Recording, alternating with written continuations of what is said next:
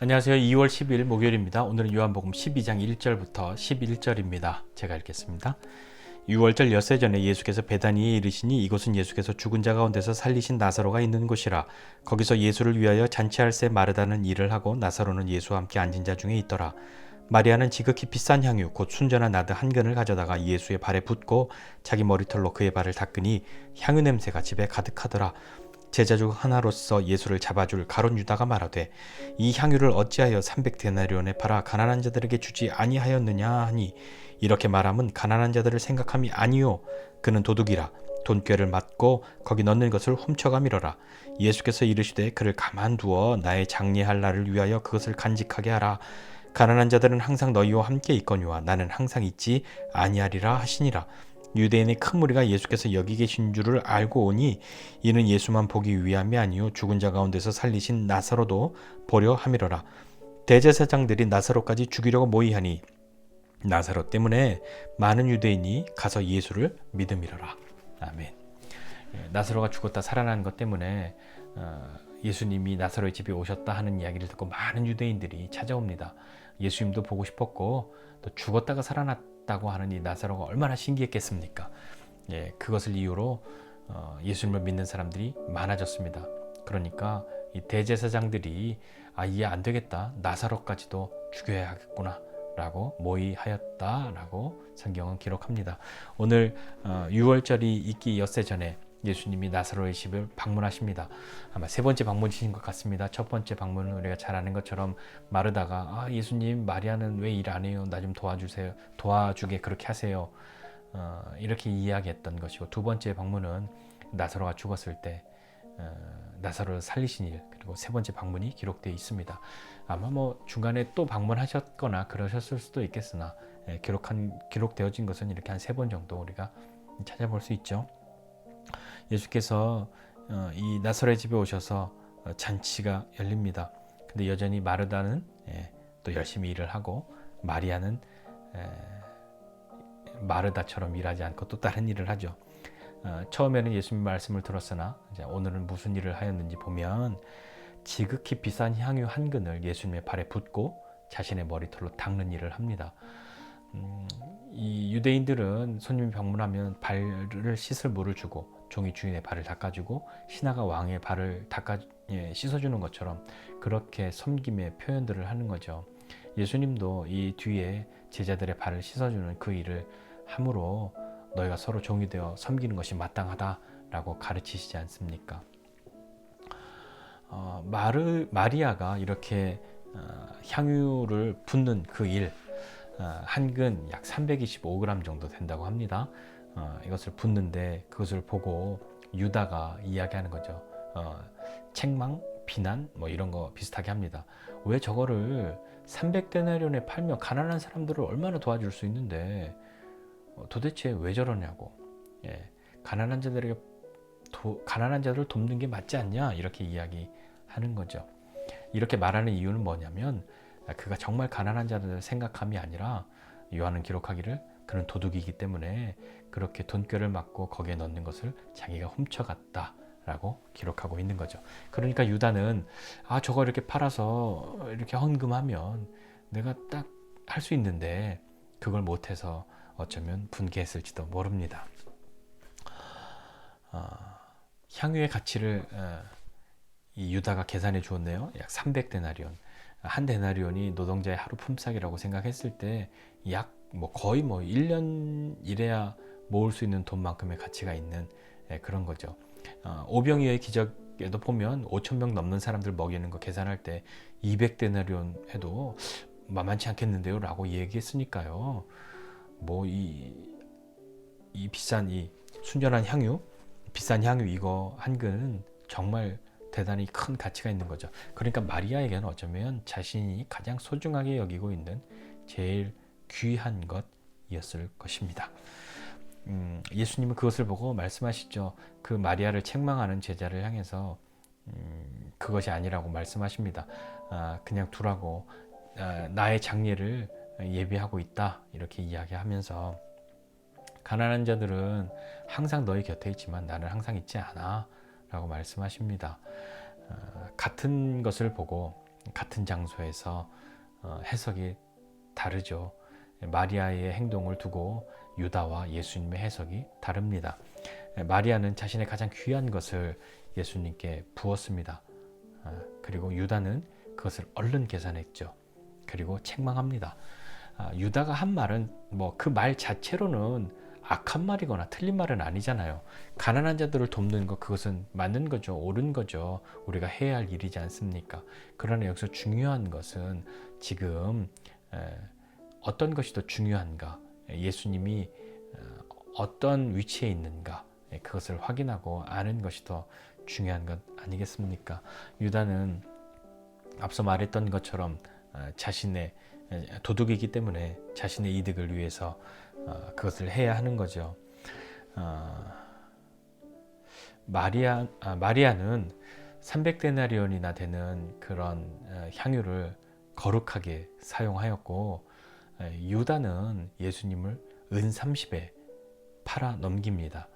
은 30은 어떤 표에 보니까 약 120데나리온 정도 된다고 기록되어 있는데, 생각해보면 마리아의 것과 유다의 것은 약 3분의 1, 3배의 차이가 납니다.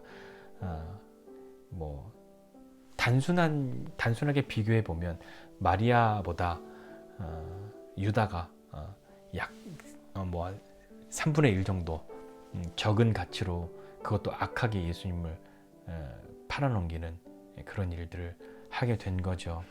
가난한 자를 위한다는 말로 유다는 자신의 욕심과 그것을 뒤로 감추었습니다. 앞서 대제사장들과 바리새인들도 나라와 민족을 이야기하면서 자신들의 기득권, 그것을 뒤로 감추어 두었던 것처럼 유다도 그렇게 되었던 거죠. 3년이나 예수님과 함께하였고 예수님의 모든 기적을 보았고, 심지어 제자들이 예수님이 권능을 주셔서 그 권능을 행할 때도 유다가 그 일을 함께 하였단 말입니다. 그런데 왜 유다는 이렇게 변했을까요? 왜 도둑이 되고 말았을까요? 마리아와 같은 마음으로 예수님을 그렇게 사랑하고 끝까지 예수님께 자신의 모든 것을 쏟아붓고 그렇게 갈 수는 없었을까요? 어쩌면 마리아와 유다의 마음의 크기가 비교가 되는 것 같은 이 오늘의 장면에서 우리는 좀 한 가지 생각해 보고 싶습니다. 왜 마리아와 유다가 차이가 있었을까? 마리아는 예수님을 사랑했습니다. 유다도 예수님을 사랑했겠죠. 그러나 이제는 예수님보다도 더 사랑하는 것이 생겨난 것 같습니다. 때로 하나님은 우리가 하나님께 한 어떤 헌신, 우리의 어떤 선행, 이런 것들을 사용하십니다. 어디에 쓰시냐면 내가 예상한 곳 이외에 다른 곳에도 사용하시죠. 전혀 뜻밖의 곳에 내가 한 헌신을 하나님이 쓰시기도 하시고 그것을 드러내시기도 하십니다. 예수님을 사랑해서 드렸던 그 마리아의 그 사랑, 그 헌신을 예수님의 장례를 예비하는 그것에 쓰셨죠. 마리아는 그것을 알고 예수님의 장례를 예비하는 것이라고 드렸을지 아닐지 모르나 예수님은 그렇게 받으셨습니다. 그리고 다른 복음서에 보면 복음이 전하여지는 곳마다 이 여인이 한 일도 함께 전파되리라 이렇게 말씀하시죠. 이렇듯 마리아의 사랑과 헌신은 마리아가 전혀 예상하지 못했던 곳, 거기에도 쓰임받고 하나님이 드러내십니다. 유다는요, 같은 요 시간대에 예수님을 파는 일에, 그 일로 하나님의 역사에 참여하죠. 마리아는 예수님을 사랑해서 하나님의 역사에 참여하는 사람 되고, 유다는 예수님보다 다른 것을 더 사랑해서 하나님의 역사에 참여하는 사람이 되었습니다. 우리는 예수님께 내가 이거 해드렸으니까 예수님도 나한테 이거 해주시겠지, 내가 이렇게 해드렸으니까, 이만큼 헌신했으니까 주님도 내게 갚아주시겠지 라고 하는 그런 계산의 마음, 그 마음으로 주님을 섬기는 일 하지 않아야 하겠지만, 하지 않겠다고 생각하지만 혹여 그런 마음이 들지 않도록 우리가 주님 앞에 나가야 할 것인데, 그렇게 그런 마음 들지 않으려면 어떤 것 우리가 더 가치를 두고 나가야 할까요? 우리의 계산보다도 더 큰 것은 주님의 사랑을 아는 것입니다. 그리고 예수님이 어떤 분이신지 아는 것이죠. 그리고 그분을 사랑하는 것입니다. 계산 없이 예수님을 사랑해야 우리의 사랑과 헌신이 기꺼이 주님께 드려지는 것이 되고, 전혀 내가 예상하지 않은 곳에서도 하나님의 뜻을 드러내는데 쓰이고, 하나님이 그것을 전하시기도, 드러내 주시기도 하신다는 것을 마리아를 통해서 한번 생각해 보고 싶습니다. 오늘 마리아의 헌신, 마리아의 사랑, 그것이 오늘을 사는 나에게는 어떤 것이 되는지 한번 좀 생각해 보고, 이것을 꼭 우리가 모든 것을 다 팔아서 주님께 내어드리고 그렇게 가야 한다 하는 것으로만 귀결을 짓는 것이 아니라, 우리가 무엇을 하든지 주님을 사랑하는 마음 없이 하는 것은 가치가 없다는 것을, 의미가 없다는 것을 깨달아야 합니다.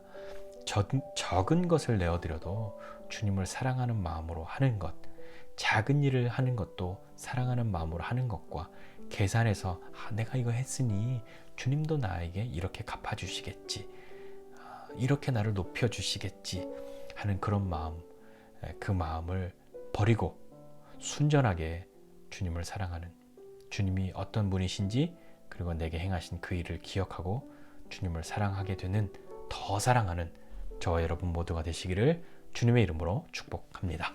기도하겠습니다. 하나님 아버지, 은혜와 사랑을 감사합니다.